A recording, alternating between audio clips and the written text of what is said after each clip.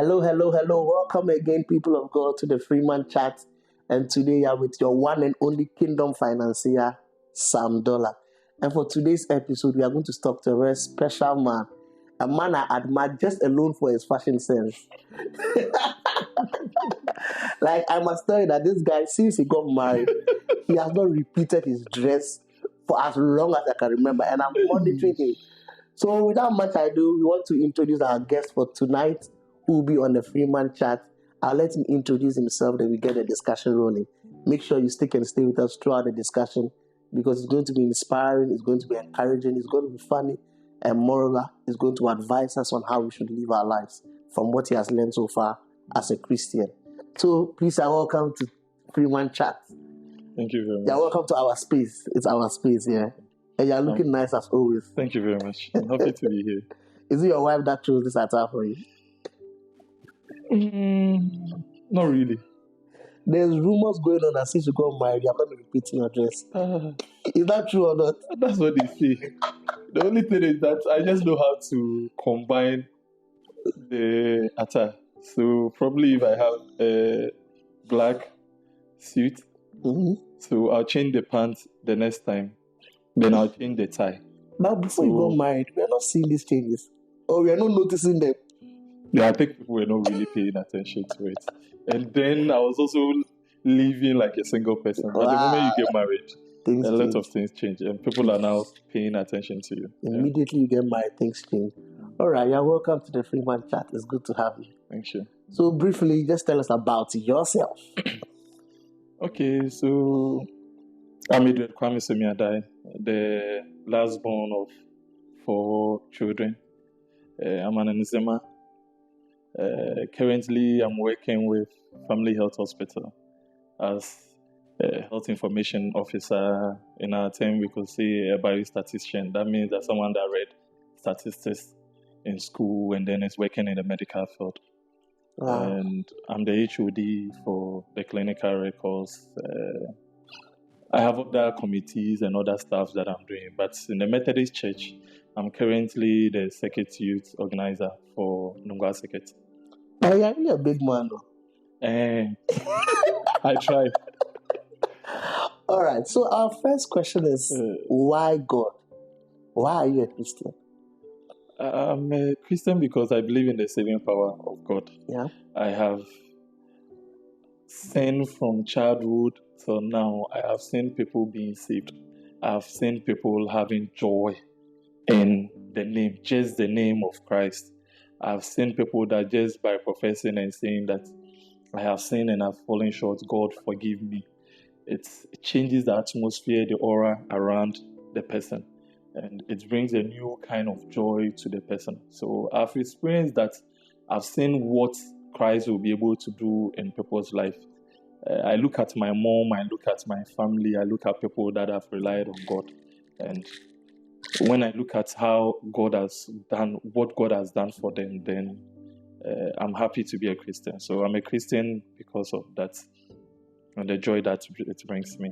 Wow, the joy that it brings you. Can you say that there was a moment in your life? Can you share with us? Like, was it dramatic? Or as for you, maybe you used to go and come, then you were like, you know what, it's okay. Or you had a dream, you had a vision. Can you share with us what happened? When did you make that decision that it is me and God, we are going to live this life?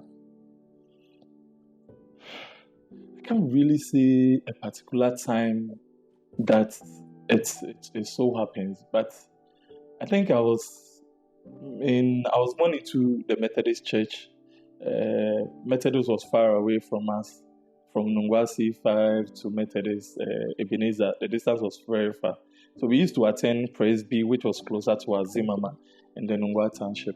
So everyone in the house was going to Zimmerman. So it was something we were all going. And then in our house, every Christmas or every Easter, there was a play, acting and everything. So it was almost like everyone in the house was a Christian. And then I developed the love for singing because people were just saying, oh, Eddie, you are good with it. There was a time in my life that a little issues, family issues, and I found joy in songs. So I could just sit down and in my own way, it's almost like I was writing my own song and I was singing it. And anytime I do, or when I'm saying to go to some place and there is darkness there and I'm afraid, because I think that time Nungwa had a lot of goals. When you are passing, you see a lot of things by the roadside, idols and everything. So anytime I have to go to Methodist or I have to go to Presby and I'm seeing them, I would sing. And I would just start praying. Then I realized, okay, there was so much. It looks like just singing and just praying could give you that relief. So I think after that, I just felt that, no, then there is something in this name. There's something in this thing. So it has continued like that. But the main thing that really I can open that comes off my head was we did a program at Freeman. By then I was a youth chairman. We had a worship night. We were singing. We were almost done. Then Brother Richard, the missionary, came in. And then he also started singing. We were there and it started raining seriously, thunderstorms. But then instead of us stopping, the lights went off. Instead of us stopping, we still went on with Jama. Wow. By then I was building my house and I had done the down to the top. I got home and then the building that was at the Lantern, the first floor that was at the Lantern, the wind had blew it. And because it's adjacent to where I sleep, and everything, it has broken through the ceiling into my bed. So the honest truth is that if I was in the house that day, I'm sure I wouldn't be here now. Wow. Yeah, so that was a redefining moment in my life that I decided I'm not going back to whatever that I'm doing. If I have to focus on Christ, I have to focus on Christ and serve Him well. Wow, that's a very inspiring story. And I think that for people, God finds a way of drawing people's consciousness to Himself. Then unfortunately for some of us, we are not able to recognize that this event that happened in our lives was a divine intervention. So just recognizing that people could have taken it for granted that, it's not anything. But for you to be able to recognize that you felt like this was God drawing your attention to Him, man, that's really inspiring. God bless you so much for sharing your testimony. So now, why the Methodist Church? Let's take us through your journey in the Methodist Church. I know you have served in so many capacities. Tell us all of them and why you chose the Methodist Church. I think my mom was a smart woman. Like I said, we used to go to Presby. Then she realized that if she leads us to be going to Presby, because at Presby too, at Sunday school, I was very active. And when it comes to quiz and saw drills and then singing, I was always there for rehearsals and everything. So what she decided was to take us to Ebenezer. At least we can still continue to go to Presby, but we have to be baptized. So she took us there. We got baptized. And then once upon a time, we have to move from Nungwa C5 to Adigon, where we are currently. When we came here, I just felt like now the Presby I have to go is even far than the Methodist. So we had to decide to go to Methodist. The Methodist was nearer. We had a better Methodist nearer. Then I started going to better Methodist. I got there. There were people there that I already knew, somewhere in Zmas and all those things. So it was okay for me to gel with them. So that's how come I remained a Methodist. But has it ever occurred to you to leave the Methodist Church? No. Never. Wow. Never. I had a chance. I had a music director who taught us songs and then everything when I was at Bethel. So he left to the ICGC church, I think Glorious Temple. By then ICGC wasn't that big, but it was booming. Everyone was getting to know of ICGC. So he moved and then he called me that I should go along with him.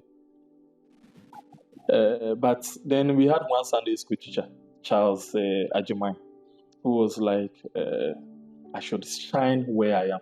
Yeah. That he feels that there's a purpose why I am here. And when you look at then the people we had that were singing in church, it looks like the passion wasn't really there. They were doing their best. But he felt there was something in me that I could do. and I was also helping the Sunday school. So I think he's more or less like someone that motivates me, even though we are the same age. But when he talks with a lot of sense. I find that very important because everyone is looking for a place where they can benefit. You need to realize that you have a contribution to make in church. So, as he said, that where you find yourself, where God places you, the location that you find yourself, make your contribution.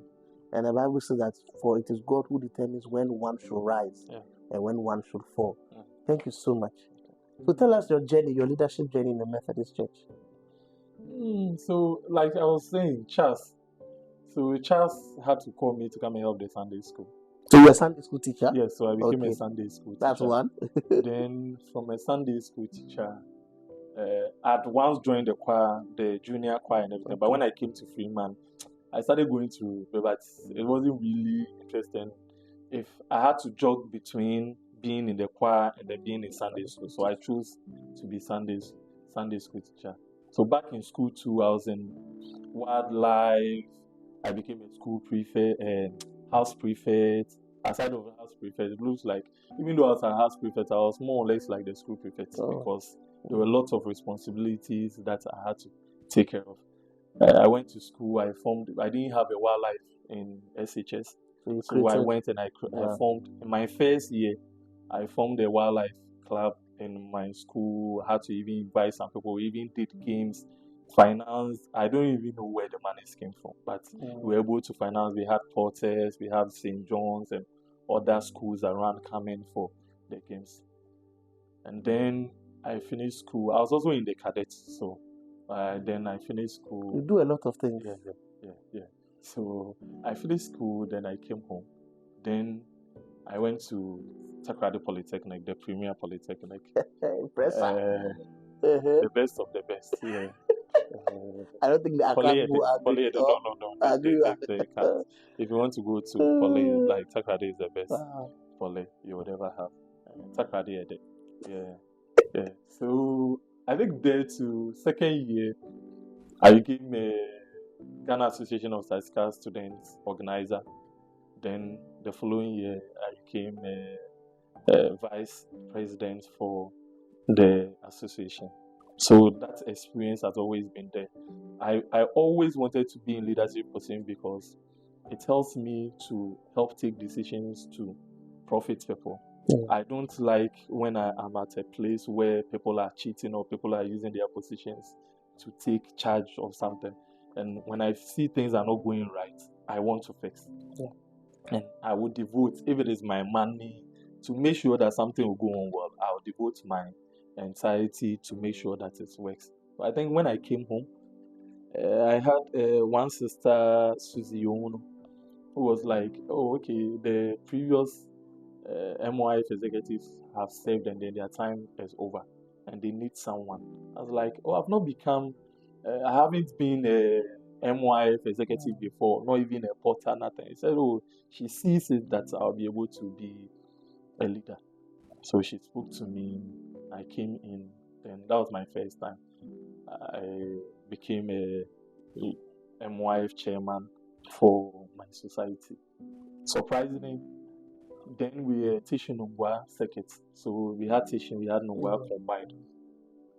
I got there, and anytime I talk, or anytime there's an issue or something, and then there's a contribution, when contributions are made, at the end, when there's a committee, something, my name is in there. Someone will just point that, this should be in, and everything. So I realized that maybe there was something about me I didn't know, but it was working. So YDM came in, they had to form a Nungwa YDM, and then even the Teshi Nungwa YDM. What name of YDM? For the Youth Development Ministry. Okay. So it was also formed Teshi Nungwa, and we were acting as executives.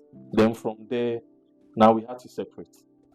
So Teshi Nungwa had to have its own circuit. We got there too. I was still serving as MYF chairman. So we got there, and then they did an election, and I was chosen as the vice chairman. Okay. So I was acting as a society chairman, and then vice for the circuit. society chairman, Mm-hmm. and then I was second as circuit vice chairman. Okay. Wow. So I said inauguration of Nungwa circuit, the whole church itself. I served on, I think, publicity committee, finance committee, then protocol committee. So that committee had Mr. Mensah, Nana Ejikum Jamna, then he was the PRO for Ghana Shippers Authority. Wow. So I thought you were the youngest in the I was the youngest among the committee. So it was really fun. I got to learn a lot from them. Then the inauguration came on. Then after 3 years, it looks like it was normal that I had to be moved from vice to chairman. So I became a chairman of the circuit. Then I had to go do away with my time at Freeman chairman had passed, so I had to hand over to Brad Jeremiah Apia. Then I served as the circuit chair. My year, I think we did a lot. I was so proud of our evangelism. We went for trips. We went to Willie Falls for entertainment. We went to Pediatokope, I think a 4-day trip in September. We went with food. We were able to get exercise books, notebooks, pencils, crayons, a lot of things for the people at the village and island in Pediatokope. At the end, we had fun, and then we came back. So there are a lot of things. We saw some societies that were not strong. We had Grace that was not strong. We had Emmanuel that was not strong. By the end of our tenure, we, together with the executive, we had all these societies in a strong background. We had executives that were working and everything. So it was okay. Then after that, when my tenure, unfortunately for me, when my tenure was almost due, it looks like I was in a hurry to leave and then hand over to retired my people, because I think I had been in leadership position too much, and I wanted to sit down, refresh, and then regroup myself, and then come back again. So the moment it ended, I think it was not even 1 year. I think some few months or so, I was approached that they needed someone for a circuit youth organizer. I said that one they see as SYO. Yeah, the CYO. So CYO. I was like, I didn't left out. Whilst I was even the vice chairman, I was a chairman for the MYF. I was still serving as the SYO for Freeman also. Wow. So at that time, I was chairman for the MYF, SYO, that's the Society Youth Organizer, and then the vice chairman for the circuit. And it was tiring to be able to balance your time between those. But I was single then, so I enjoyed doing that. So the single ones, please, the single ones. There was no pressure. What are you doing? There was no pressure. I was enjoying what I was doing. I could leave the house early morning by 7:30, get home by 8, 9, 10, and no one will ask me a question. No one will ask. I had no other responsibilities. So I became a circuit youth organizer, and I think I'm in my 3rd year now, with a lot of challenges. But it's so after this, what's next for you? Are you going to retreat again? Honestly, I'm not looking at any other position. Because now you're married. I'm not looking at any other position. Maybe I just want to concentrate and take care of my Mikia, and maybe Sundays I'll be in the house for them. Wow. It's not easy. It's not easy. Then I think Freeman also needs me. Most of the times you're always going to this society, and you get a lot of people complaining that you are making other societies better. What's up with your own? So I think Freeman needs me. They've complained enough, so I want to stay in Freeman and also help out. What one thing will you say has been your leadership mentality? Because I've said in various capacities, if you're supposed to give one advice to somebody who is also maybe in their Methodist Youth Fellowship in another society and they seem to have challenges, what do you think would be that one advice you give them on navigating life as a leader in the Methodist Church? I think you need to accept that the work is not easy, and there is a blessing in it, and God has called you to be a blessing to them. And I believe that, like our former minister would say, the one that had one talent that digged and then hide the greatest sin he did was that he denied others From from benefiting from his blessing. talent. Yes. So I'm not going to sit down because of what someone is saying or something, and then let what people are supposed to benefit from me go away. Because I know when I become this thing, I would work, I will do this, I'll make sure that people are comfortable. I will talk for those that do not have the voice. I will make sure that things will work in the circuits. So that's to me. But the work, seriously, is not easy. It's not easy. That's so inspiring because one of the greatest lies is that life is all about yourself. Many people feel like, well, it's just me and myself, like Adam and Eve. If they knew what would be the result of their decision, I'm sure they may have talked twice. But sometimes we think, oh, it's just about me. Of course, it's your life, but you are a steward of your life. And you need to realize that people's lives are connected to your life. One of the reasons why we are all sitting here as a Methodist is because of one man's obedience, John Wesley. So you have no idea those who are going to benefit from your obedience. So we want to just encourage ourselves that there's something that God has given. Invest it, use it, especially in the church. So gradually we are getting close to the end of this I think we must do a part 2 because I have so much questions. The one that I'm interested in, somebody's already laughing. Your top 3 marital advice.